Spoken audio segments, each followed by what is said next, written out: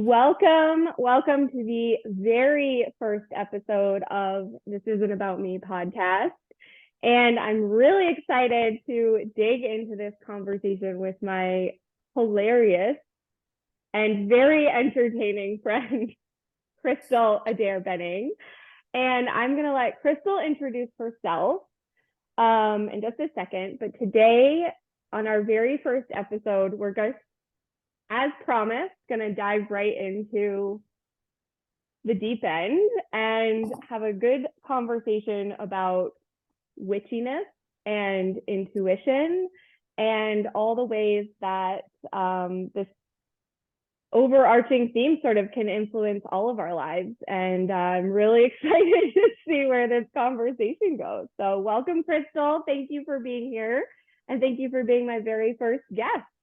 Oh, my pleasure. You're in for a journey down the witch's broom. It's going to be great. Lucky you. I'm so excited. I cannot freaking wait. So feel free to introduce yourself a little bit. Give us a little background on you, who you are, where you come from. Oh, that's a big question on something that's called This Is Not About Me.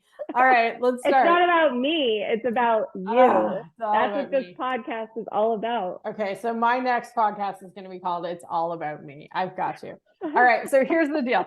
Hey guys, I am Crystal Adair-Benning. I am a copywriter, ghostwriter. I've written a bunch of New York Times bestsellers as a ghostwriter, and I am a former luxury wedding and event planner. So I've had a breadth of crazy experiences, but the one thing that kind of has been the trajectory that's kind of followed me my entire life is something that I refer to as the witch factor, not to be confused with that thing that starts with a B, the witch factor. And I actually started my witch journey, so to speak, as a kid. My grandmother actually read tea leaves, and my mom can read palms. Super fun.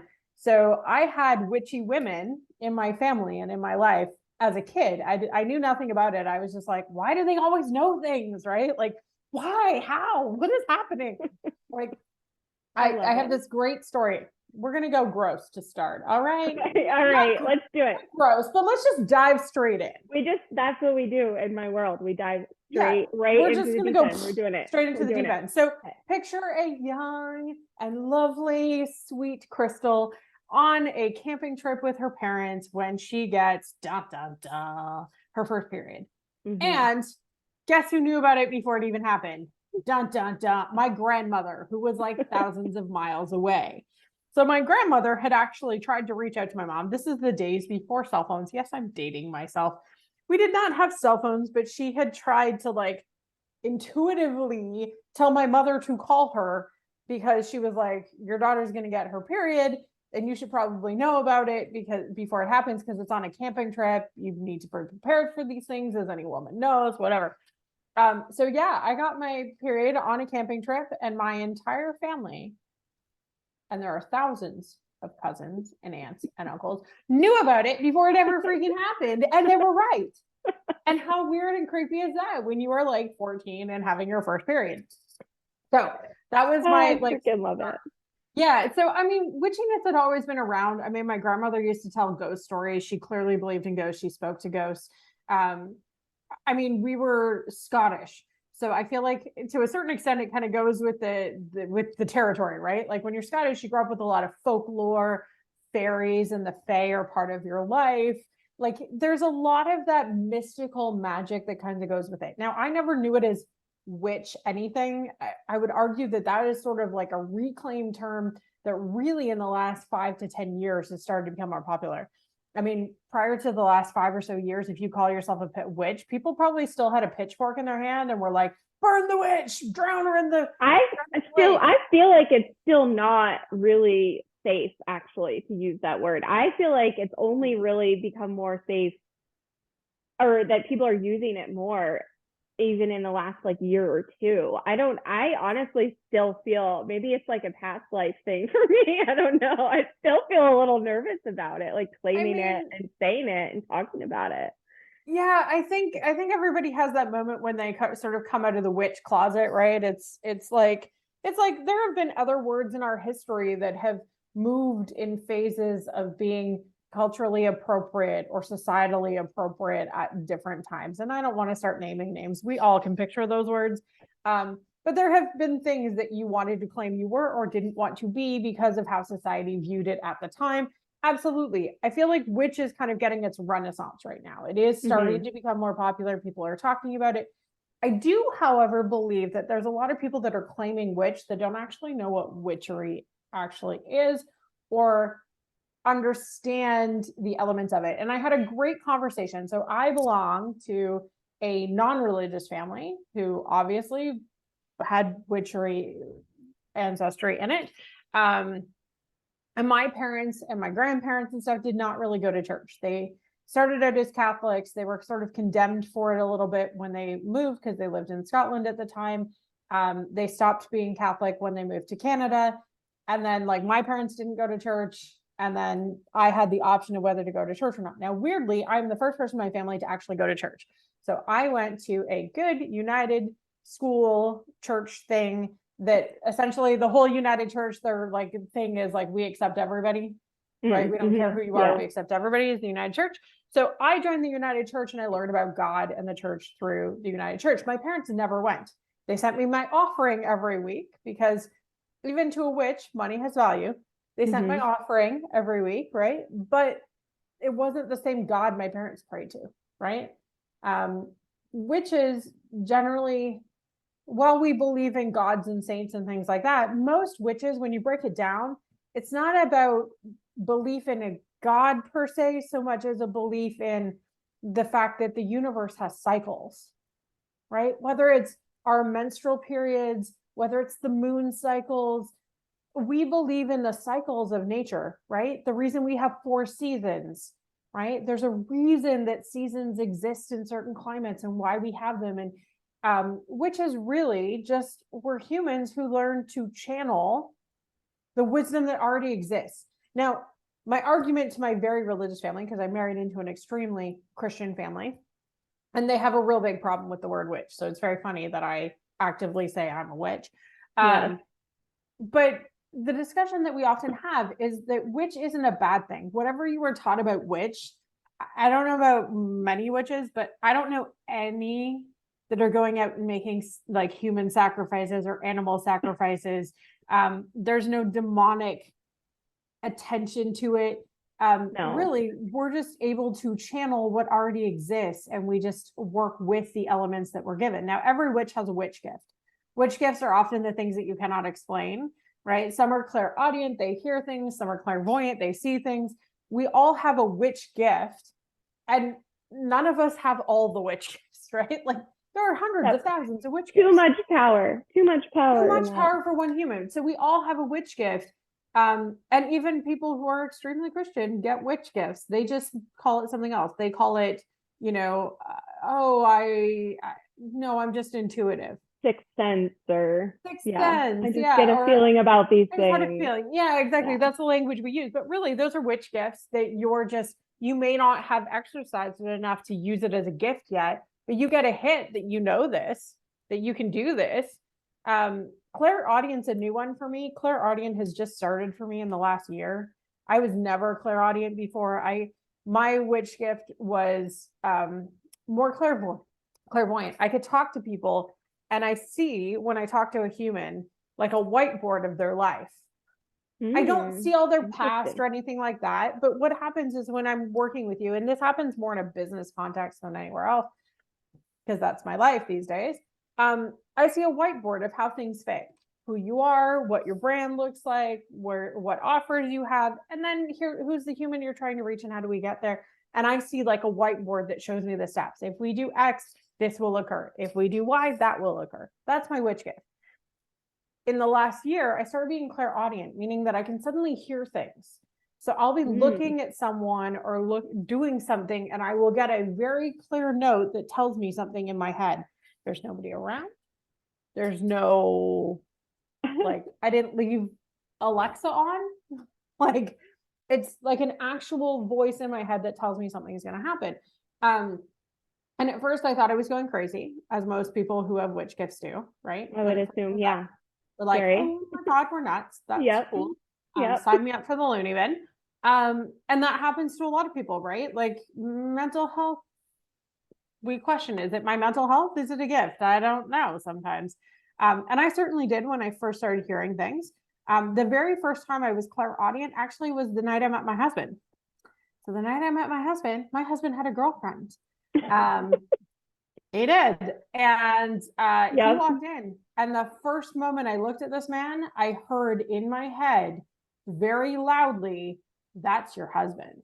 Oh my God. And I was like, I'm sorry, crazy voice in my head. He has a girlfriend. What do you mean that's your husband? It wasn't wrong. We were married less than a month later. That is girlfriend, insane. no girlfriend. We got married a month later. The voice was right. This has happened to me multiple times. I wouldn't say it's consistent. I actually don't know how to channel this one. It just, stuff happens and all of a sudden I get a clear voice. And every time I trust the voice is right. Right.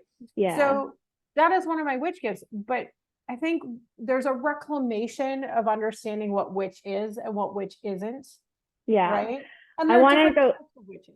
Yeah. I was going to say, I want to go back to, you made a comment before that whole spiel on a lot of people like claiming that they're witches, but not really understanding what it means, or maybe using it incorrectly. So I'm curious if you want to elaborate on that little point real quick. So everybody has their own little take on it, right? Like some of us are witches and refer to us as ourselves as just spiritual. Other people are like, no, I'm agnostic. I just follow my intuition, or I'm empathic. They're all witch gifts. Like I'm all those things. I'm like, they're all those things. Yeah, you're witchy, but you don't like the word witch, right? So you're more likely. I haven't claimed it. Right. So you're more likely to say I'm empathic or whatever. That's totally fine. The question that I would have for you is, why is witch so scary for you? I don't know. What are you afraid of if you claim it? I don't know what it is. It's funny because a few people have actually said, they've been like, is Leanne a witch? And I'm like, no, I don't think so, but maybe Okay, here's the thing. And I kind of like it when I do. Close your eyes right now. If you close your eyes right now, I want you to literally tell me the first thing that pops in your head when I ask this question. Don't judge it. Don't contemplate it. Just answer it. Am I a witch? Yes. Cool. Yeah, that's right. Yeah. And like, I knew what you were going to say before you said it. So there we go. Like like you already know. And the talent of a witch is often just being really in tune with themselves, really in tune with what's going on around them. Empaths are often people who feel what other people feel. Well, what do you have to do to feel what somebody else feels? Most of the time you have to pay attention. So if you're denying that you're empathic, I would also question whether you're somebody who's just really hard to pay attention. Do you struggle with giving people your attention? Are you a narcissist, for example? Narcissists are not typically, well, actually, that's a lie. Narcissists are incredibly empathic. That's how they know how to manipulate you. Yeah. Yeah. So all of us who claim that empaths are like the be all end all of like the wonderful humans that we claim them to be, narcissists are the ultimate empath. They just use it for evil instead of for good. Yeah. Right? Yeah. And that's the thing about anything that we deem a witch gift. Are you using it for good or are you using it for evil? And that comes down to personal choice. The more power you have, the more likely you are to be tempted to use it for evil. Right? But you always have a choice. That is why we often, in children's books and in fairy tales, we talk about the good witch and the bad witch, the white witch and the black witch, the evil witch and oftentimes it's just referred to as the good witch, right? But whether you're Glinda or the Wicked Witch of the West, it relies on choice. Right. And there's two sides to every coin too, right? And there's always the light. You're always going to have like the light side and the shadow side. In tarot cards, right? There's the shadow of every, I'm also a hugely into numerology and I love it. Study of numbers, right? The science of numbers, and every number has an energy that's associated to it. And every one of those energies has a light side and a shadow side to it. Yep. And it's like, which side of the energy are you leaning into more at that time? And it can switch, right? And it's 100%. It can change based on the weather. It can change based on 100%. I mean, here's the thing. What's going on. Like what you're drawn to, like I'm a firm believer to just follow what you're drawn to. Right? So for years, the only witchy thing that I would ever accept in my life was the fact that I was really in touch with my intuition. I would know in an instant, trust, don't trust, don't like, do, don't do. I knew in an instant. I still do to this very day. It's very rare. If I tell you I have to think about something, what I'm really saying is I'm being polite. The answer is no. Right? Like, welcome to my life. If I have to think about it, the answer is no. I'm just being polite because my intuition knows in an instant whether something's a hell yes or a hell no. I know. And, you know, I was never drawn to any other witchy things per se, or things that witches have kind of claimed. Now, if you were to see my desk at the moment, it is covered in these beautiful crystals. There are hundreds of them all over my house. I have an altar to money that literally sits by my desk every day because I work at my desk all the time. So I created a money altar to call in abundance. I put cinnamon in every drink that I drink because cinnamon calls in abundance. I will often clear and smudge my home. I will send the bad energy out with salt, and I will lay salt on my doorsteps so that nothing bad comes into my home. The truth is, believe it, don't believe it, that's up to you. It's mindset a lot of the time, right? Like being a witch is mindset. It's also just knowing things. Sometimes you just know. Women, as a general rule in my experience, are often very in tune with what we know, but oftentimes we're told not to believe it. Yeah. Right? Yeah. We're told that, well, that's not the way things are, or no, like you can't just do it that way. Well, we used to. Women used to run the households. We used to run the village, for goodness sakes. Yeah. We paid more attention to the shaman woman in a village than anybody else. Why? For her wisdom. Where did she get her wisdom? The fact that she had a womb and she was very in touch with what was happening. She knew all the business of everybody in the community, right? It doesn't, a witch or no witch, what you're actually asking is, do you know all of the things that are happening in your community, in your space, and are you in tune with it? Yeah, I think a lot of it too is trusting it. That's what I've personally, at least, that's been my journey, is trusting, and the knowing, yes, but then actually trusting that that knowing is real, and that those things are the right things, you know, like you're saying, the voices saying things, and it's like, it's easy to be like, I don't trust that. Like, how could that possibly be? And whatever. So there's that knowing part, but also like that deep, deep trust that you have to have the trust is hard. And that it's a muscle. It's a muscle we have to, I think we have to. So the fastest way to learn how to trust is literally to trust. Right. Yeah. And it's a muscle that's built over time. So if I hear the voice in my head when I look at this man that says that's going to be your husband, and I say, okay, don't have a clue how that's not going to happen. Funny, but I trust. Okay. Yeah. And then it works out.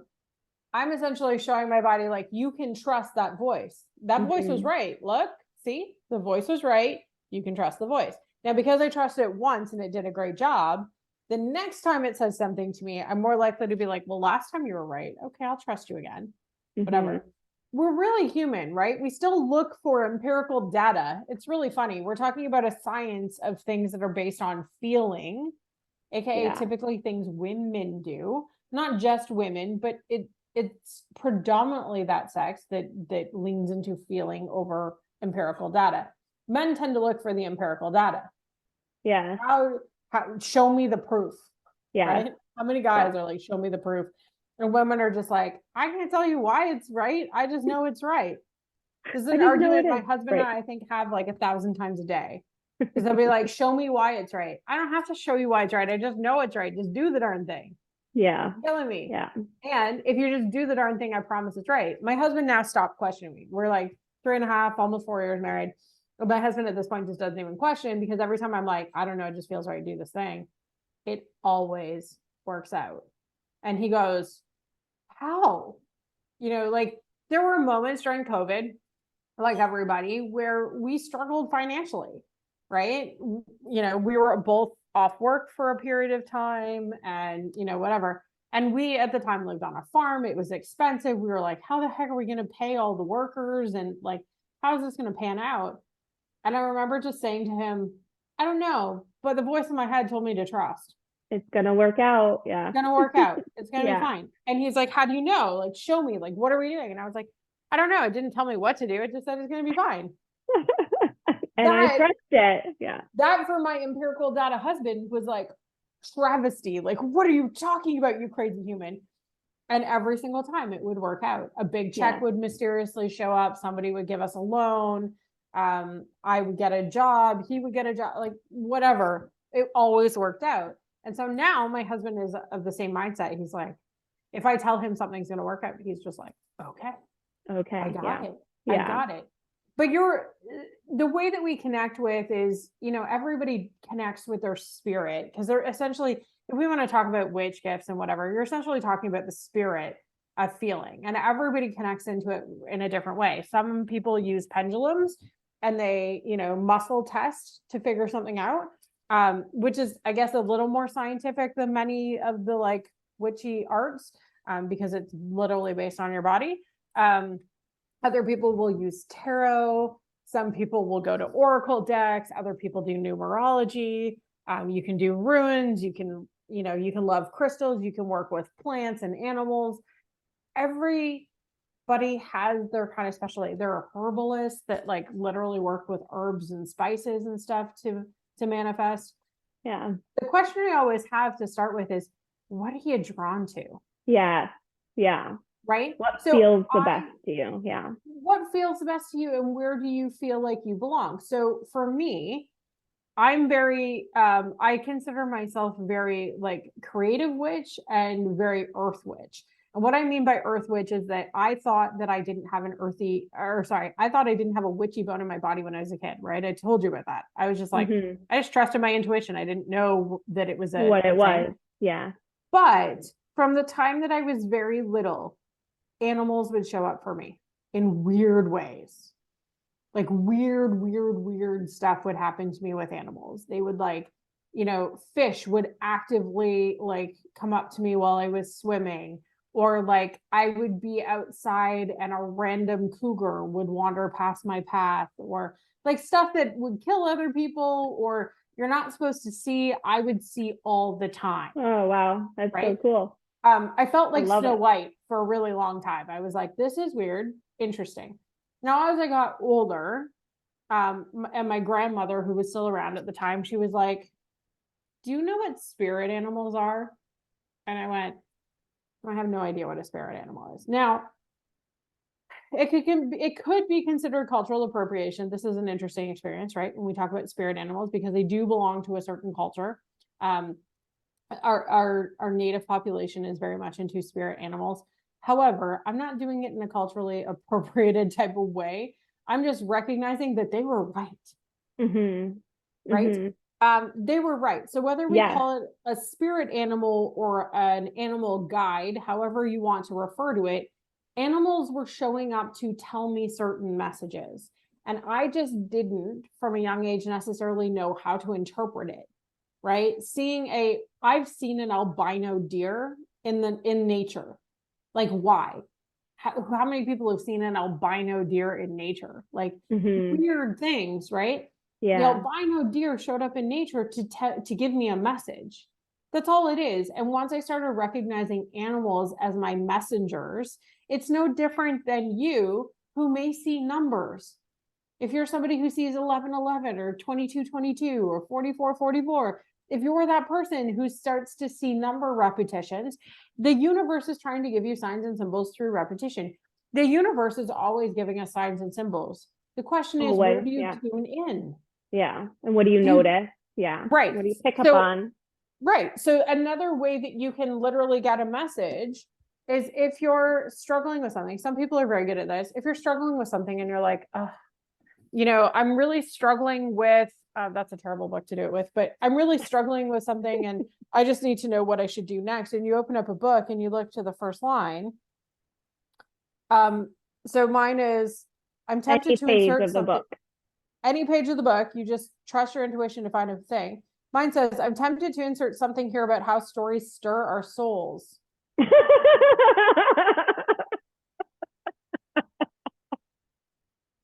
They draw us in, connect us in a shared experience, and shape our point of view. Oh my gosh. Could I have picked that random, like, any better? Oh my God, I just got chills. That is right. Crazy. So my business is literally called WordMagic, right? I write. And what I recognize is this.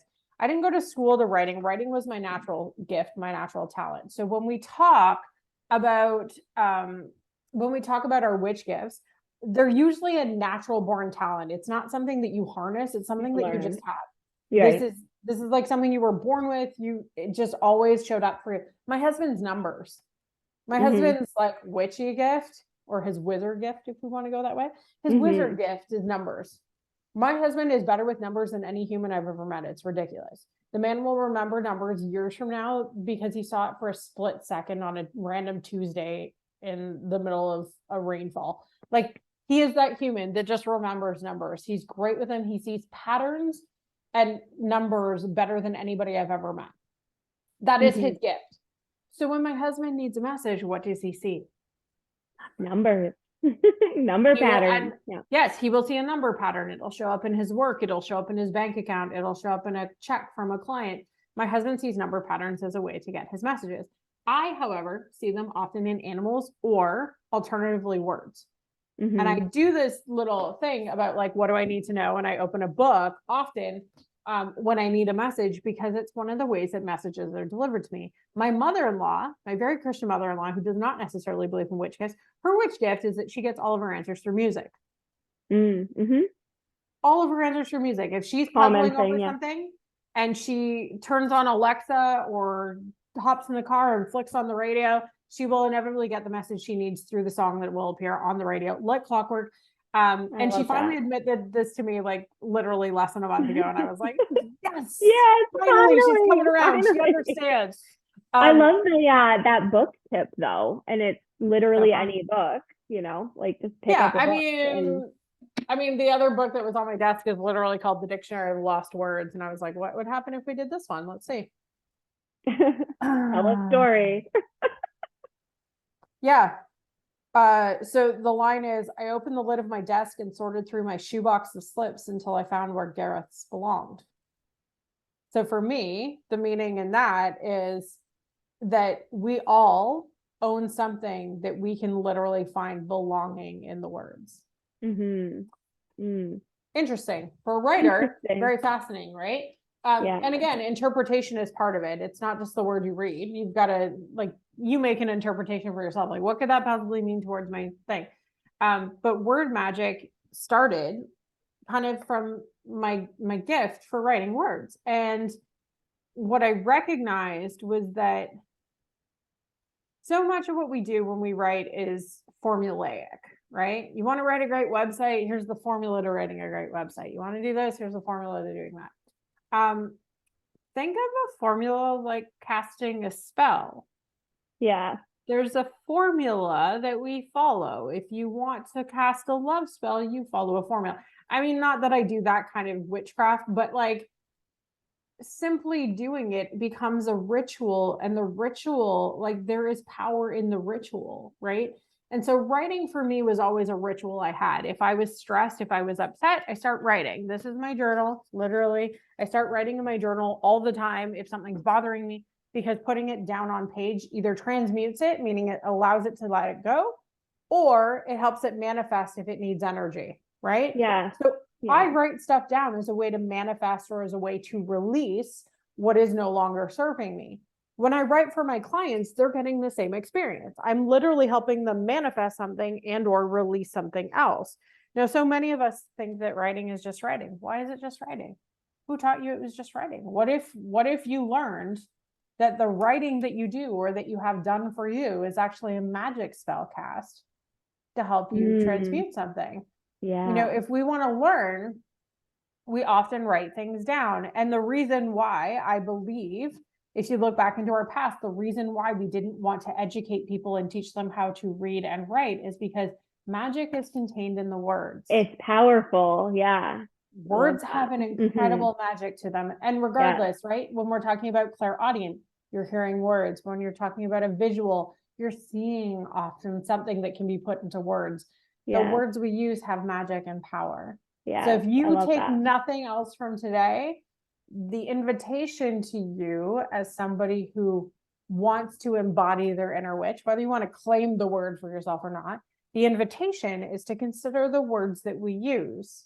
Because if your words have power, what you say has power, what you write has power. Yeah. So if I say things like, I'm really ugly, what do you think is going to happen? A, I'm either going to get uglier, or B, I'm actually going to believe it to the point that it's a detriment to my life. So and you make yourself uglier, right? Like you would do things to make yourself uglier because you're in the back of your mind telling yourself that. Have you ever said, I'm having a bad hair day? And then what happens? You end up like effing your hair up because you're like pulling at it and like doing shit to it, trying to fix it, and you're just making it way worse. Yeah. Right? We manifest that which we speak. We manifest that which we write, right? Abracadabra. This is like my favorite little fun thing. So there's abracadabra and there's avracadabra. Avracadabra means I literally manifest what I write. Or I manifest with words is what it actually translates to. I love that. That has been around for centuries. It was kind of taken and kind of corrupted by magicians over the years. But essentially the intention behind abracadabra is I manifest what I write, or I manifest what I speak. And using that context, that is the oldest form of magic that actually exists. Incantations and all that. Incantations, what we say, but we are literally, even in having this conversation, you and I are casting a magic spell together, right? About what people are going to learn and what they're going to experience when they show up on this podcast. Maybe they're listening to this podcast for the first time because they love you and they're curious about what you're doing. Maybe they have an interest in like, what is all this witch business I keep hearing about? The thing that I would say is like, witches are not scary. We're not scary people. We're just we're not making what are the little voodoo dolls and I mean at least not in the people I know. No, I mean most, like I have a ton of witch friends, and the thing that you learn about your witch friends that I love is that every witch has their own unique gifts and their own unique style. I have one friend who is 100%, she's a fairy witch. She is very connected to nature. She talks to trees. She's an incredible human for all of those reasons.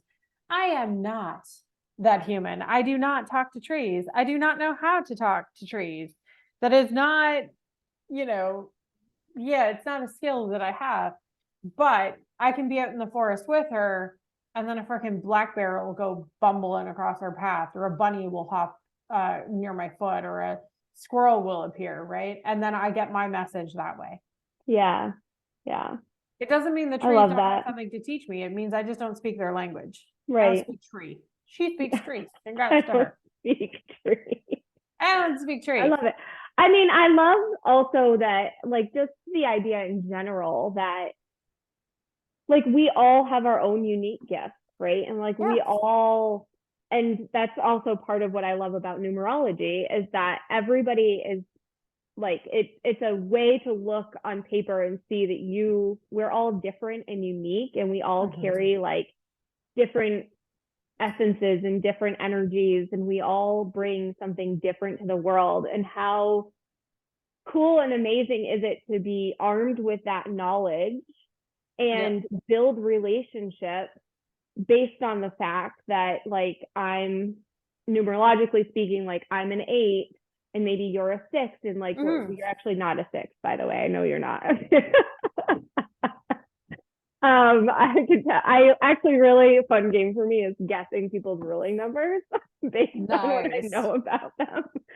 But just knowing like the characteristics of the different numbers, and just being like, this is not a strength of mine, this is a strength of yours, and this is this is what makes it a beautiful relationship, that we're actually all Oh my gosh. Like the best thing you can do, I mean, the thing is, along with a witch, right? The next thing that people typically talk about is having a coven. Now, great. There was a lot of really shitty, like 1990s movies, like the Coven movies. Are we talking about covens right now? Yeah, we're totally going to talk about covens. Okay. So, I mean, once you recognize that you are a witch, what you then come to realize is that the women you surround yourself are actually your coven. Whether you call them your coven or you just call them your besties or your friends or your girls or whatever. Circle, whatever. Your circle, whatever you want to call them. It doesn't matter what you call them. They're actually your coven. Congrats. Okay. I remember telling my husband once, like, you don't want to fuck with me because my coven will mess you the F up. Right? Like, just as a joke, but like, in all seriousness, they probably could. But it's kind of true. Yeah. They kind of could. Like, that's what your girls do, right? Or your boys or whatever. But the idea that the people we surround ourselves are our coven. And for me, I actually look for witchy humans who are not like me. I mean, word magic is what I claim as my primary witch gift, right? I can communicate with animals. I get my lessons through animals and through words. Those are the two ways that I know fundamentally that I can be fine. So like, while I have crystals and I do believe in crystals, at the end of the day, I'm also a like digital nomad. So I travel all the time. The crystals don't always get to go with me because sometimes it's just not feasible to take a, 50-pound box of crystals with me across the globe. But what I can always count on is the fact that anywhere I go, some animal will show up to give me my message and some book can be open to find what I need. I love that. I can guarantee that. So not all witches walk around with big ass crystals around their neck, wearing flowy 1970s dresses. I mean, we love that shit, but it's not always the essence of a witch. Often the witches that you meet are just regular humans who like literally see signs. They might make a wish at 11:11 every day, or they might pull a tarot card in the morning. I mean, there's 5 decks sitting behind me. I randomly pick a deck sometimes when I'm like, oh, I'm just struggling today. I just need to, I need an answer. Like, what do I need to know today is the only question I ever seem to ask my decks. And I just pull one card to say, what do I need to know today? Oh, it's this. Okay, great. And often the times that's enough to satiate me and support me enough to go, oh, okay, right? Yeah. The goal is the same as religion. We are not alone. Yeah. That's the only goal. So whether I'm seeing it with an animal or a book or in a crystal, or whether you're somebody who does Reiki or feels it as chakra work, right? Whether you're somebody that speaks to spirit, whether you're the person who's mixing up an herbal drink or a concoction in your home, whether you're laying salt or smudging, it doesn't matter. The whole goal of all witchcraft is the exact same as religion. It's to feel connection and belonging. It's to connect. Yeah. It's to say that. And it's a good, and the card part is really just connecting back in, right? And taking a moment for yourself and connecting back into that when our humanness sometimes tends to creep up on us and get in the way. Also, can we just talk about how much of churches was actually stolen from things like paganism and spiritualism in the first place?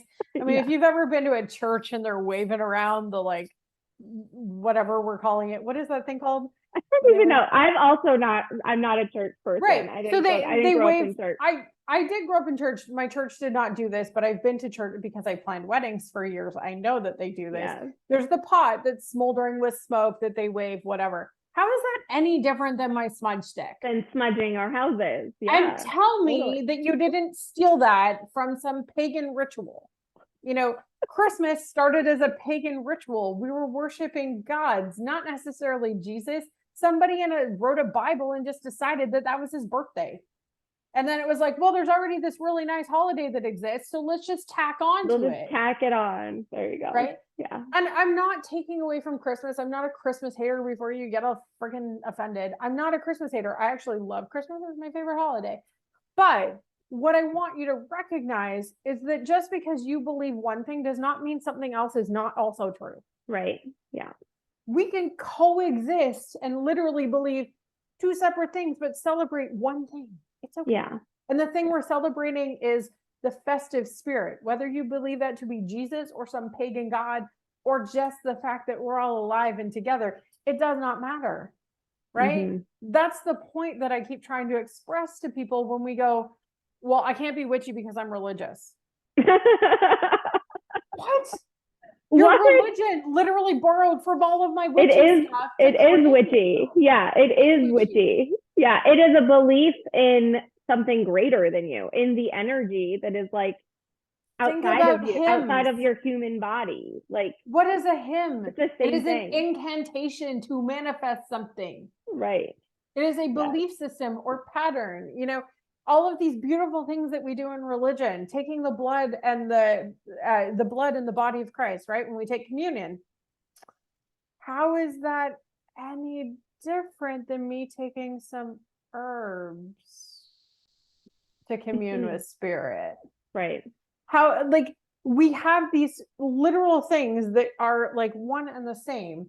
And so the lesson that I've had to learn in my family, and the lesson I keep offering to my husband's family, is just because you call it God, Right. does not mean that we don't worship the same thing. Right. We just yes. have a different name for it. I say, okay, I have this conversation with So my I'm going to mom be all the time. controversial. I love your audience. I love you. I'm going to be controversial. You're either going to love me or fucking hate me at the end of this. But like, we actually all believe the same thing. We just call it something different. I actually am very much on the same page. I have the same conversation with my mom all the time. And she's like, it's God. And I'm like, I prefer to refer to it as the universe or energy. I call him like, omnipresent dude who lives in the sky. I just always like, I was not raised in a church. Yeah. And I've always just been like, it just seems weird to me that there's like some guy sitting on a cloud in the sky, like controlling things. Like, it's just omnipresent dude who lives in the sky. Yeah. It doesn't resonate with me, but what does resonate deeply with me is like the magic of the universe or energy. And it's all the same thing, right? Like, it doesn't matter. Listen, it doesn't matter what we're talking, like what we call it. Here's where the storyteller in me comes in. The Bible. Tell me a story, because that was in your words. I have so many. I know. I gotta bring this back to story. So many stories. This is what the word magician does. I bring it back to stories. So if we really look at something like the Bible, I don't care which testament, the Bible, the Torah, any of it, they're really great stories that teach us a lesson, right? This is why they were written, guys. Your Bible was written to tell us a story that gives us a lesson, which is why you then have priests and people who stand on pulpits and give us sermons and tell us all about the stories and the meaning behind those stories so we can learn the lesson. Right? We all, regardless of religion, actually have the same lessons. We just tell different stories. Right? Yeah. I don't necessarily believe in a pagan god or a regular god or a Buddha in the sky or whatever. The name of the thing that exists that's higher than me doesn't matter. It's the concept inside of myself that something exists that's bigger than I am. Yeah. That matters. Right. And the stories, we can fight about the stories all day long, but really the stories are just a lesson. So whether you learn a lesson from Noah and the ark about preparedness, about evolution, about the way the world exists, and whether you learned it that way or I learned it that like a pagan god saved us and that's how we exist, or I just choose to believe that there is something higher that created an ability for us to coexist and create from. Does it matter? I'm getting the same lesson. Right. Does it matter the actual details of the story? Like, why are we fighting over the details of the story? Because here's the beautiful thing about storytelling. The best stories are always passed down by word of mouth. And they start to subtly shift based on societal beliefs, cultural beliefs, and where we are in the world at the time. Yeah, and interpretation too, right? Yes. And two people can hear the same story and interpret it differently. And you can hear the same story multiple times and interpret it differently each time as well, for what is going to resonate with you and what's the thing you pull out of the story this time. I was recently talking to my friend Bea, and she was telling me a story around I think around Samhain time. Yeah. And I think that's when it was. I can't remember. Like, what is time right now anyway? Right now, I'm like, I don't even know what time is. So that's a construct we created too, but that's for another podcast. That's a whole nother episode. A whole other podcast. Time right now is just so screwy and messed up, and I don't even know what it is. But anyway, she and I were having this conversation, and she said she rereads and retells herself the story every year, and every year she gets a different message out of it. Yeah. And the message that she gets, and that's for her personally, but then she told me the story, and I pulled something completely different out of it. Right. So, I mean, the beauty in stories is they change, yes, they get tweaked, but they're also completely open to interpretation by the receiver of 100%. So and the teller of the story too. Yes. And the most classic and easiest example that most of us can relate to, let's move this into pop culture. Let's take it away from religion for a second and move it into pop culture. So, because I love this, right? So one of the greatest stories of all time, I am totally calling it that, is The Wizard of Oz, right? Okay. I love The Wizard of Oz. Most of us are familiar with The Wizard of Oz story, right? Mm-hmm. Off to see the wizard, the wonderful Wizard of Oz, blah, blah, blah. There's, Team Glinda, always love me. Glinda, the good witch. Sparkly dress. You know what? The older I get, the more I'm team, bad witch. But that's a whole other story, right? So we have the classic telling of the Wizard of Oz and how it was created, how it was made, right? Then let's bring in Alphaba and talk about Wicked, the story from a different perspective, where the Wicked Witch was actually the hero. Yeah. Perspective shift, right? And then you have to sit there in the audience and go, oh my God, like I always thought that what is going on right now? Yeah. Yeah, I always thought that the Wicked Witch of the West was like the bad witch. And it turns out that if you actually watch Wicked, no, Glinda's actually the bad witch. Holy mind meld, right? Your brain goes, oh, what am I supposed to believe? But that's what story does, and perspective does, and perspective changes over time. People we once thought were heroes. Look at the way that BLM has worked. So I went to school in Toronto. Toronto has Ryerson Egerton, used to be, there was Ryerson University. Ryerson Egerton, if you actually go back in the history books, was a horrible slave owner. He was a terrible person who literally destroyed lives and refused to allow anybody who was not white into his schools and all kinds of shit. He has a terrible, terrible history. We then campaigned to say no more Ryerson, and now it's like the Metropolitan University of Toronto, I think is the official title. But stories change, situations change, perspective changes. When he was given a school, he was seen as forward thinking and advancing education and all of this stuff, right? But years later, we look back on his history and we're like, dude, you own slaves. That's not okay. But in his day, that was actually seen as a sign of wealth and abundance. Right. And we applauded him for it and gave him a whole bloody school. Yeah. Yeah. And named it after him. It's so interesting. I'm so perspective. And this year, one of my goals for the year is to lean more into discernment as well. And really, I mean, this could also be a whole nother conversation on. We've had so many tangents and topics. I'm sorry. This will be another conversation on, I'm probably late to the party to a lot of people on this, but over the last year, I have started to really, really, really mind-blowingly recognize how fucked we are in our the stories that society tells us, and the way that things are supposed to be, and how affected we are by Hollywood and movies and TV and all of these stories. And really, ask a woman about finding the man of her dreams. She'll usually tell you all about Prince Charming. Thanks, Disney. Yeah, thanks, Disney. But even it's Disney for sure. It's Hallmark, it's Disney, but TV, in general, even the stories and the feelings and fears and hopes and dreams, so many things that I have picked up over time are not mine. They're things that I've like seen on TV or learned on TV or learned from those stories. 100%. And even, you know, marriage, like what a marriage is supposed to look like is like, holy shit, like all of this stuff that's just been put on us. And so much of what I'm really leaning into now is just like you're saying, of like flipping that story and the Wicked versus Wizard of Oz, like which story feels more true to you? What feels better to you?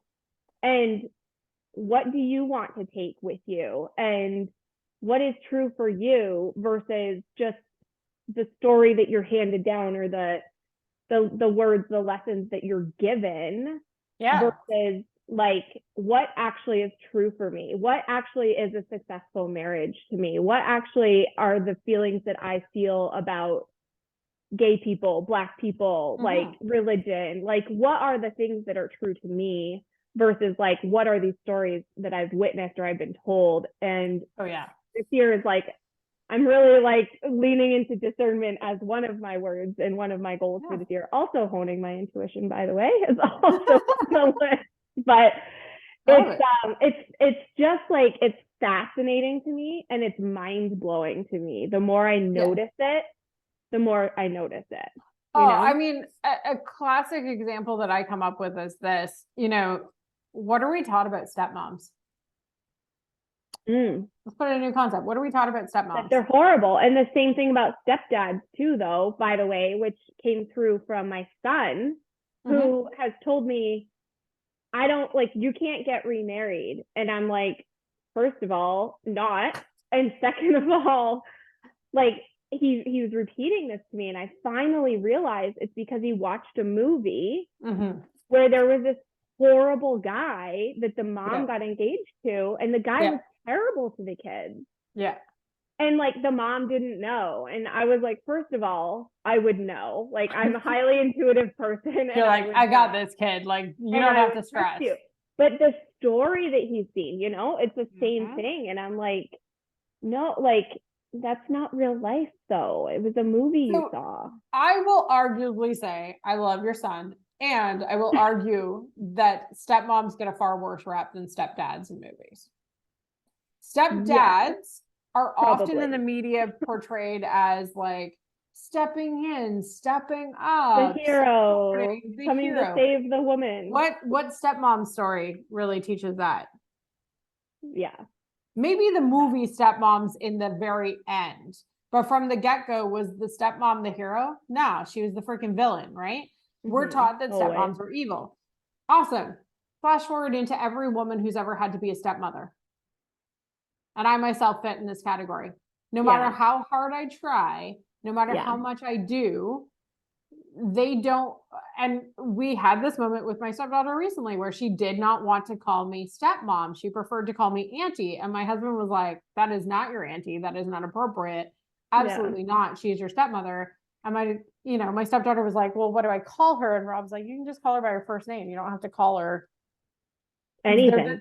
There doesn't need to be like stepmom Crystal. Like she doesn't need that kind of title.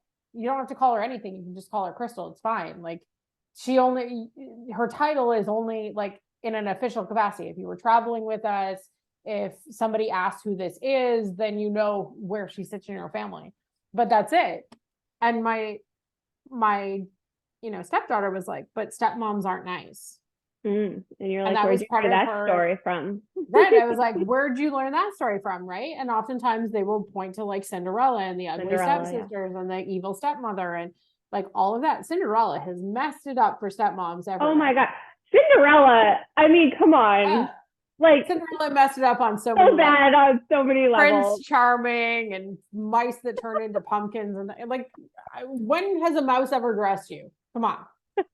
I want a mouse to make me a dress. This is all I'm asking for. I wanted like an army of mice to dress me every day. I mean, Disney has messed with my reality one too many times, but it's like insane to me. But that's literally kind of how we pass down things. So in the same realm, witch started out as not a bad thing. A witch was the shaman, the healer, the helper in a village.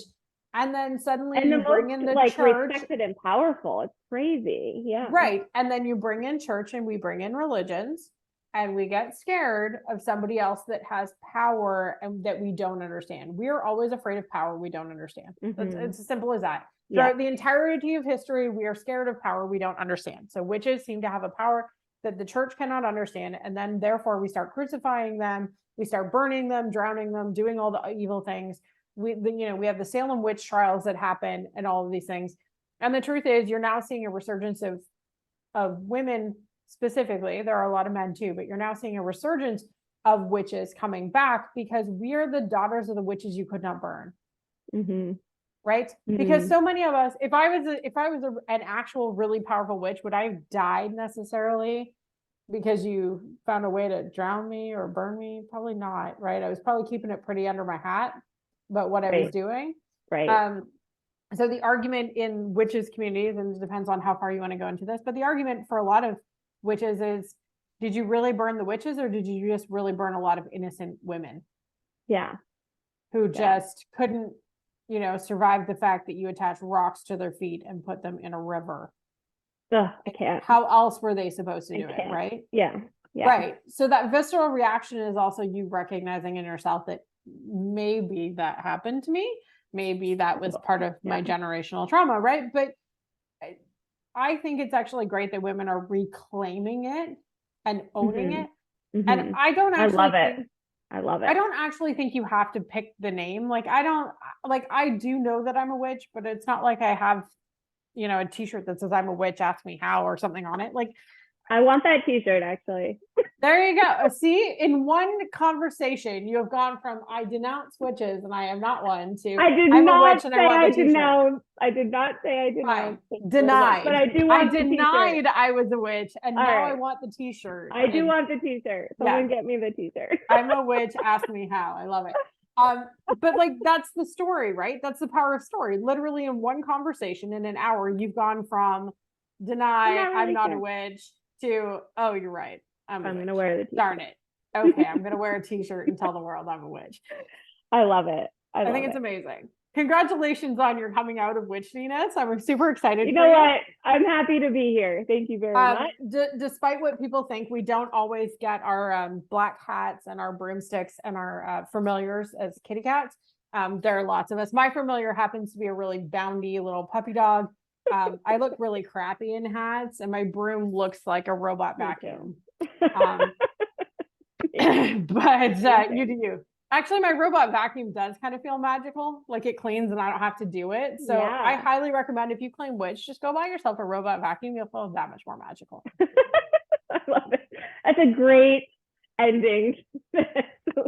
Wrap up the conversation, because it has been a very quick, I don't know, something almost an hour, somewhere around there. I didn't even time it, but I know we went all over the place today. I hope your audience can follow. And I hope so too. And I hope that you guys laughed along with us and enjoyed this very weird conversation, but I loved it. This is amazing. And I think this is a fantastic first episode, and welcome into this weird, crazy podcast. So well, thanks for having me, and congrats on your podcast. Thank you. And thanks for coming. More weird. And we'll have you back, because we had a list of 6 topics we could have covered today, and we only chose one somehow, oddly. And hopefully we get to have you back. So thank you for being here, Crystal, and thank you for everybody who made it all the way through. We both appreciate you to the ends of the earth. So thank you so much, and we'll be back soon.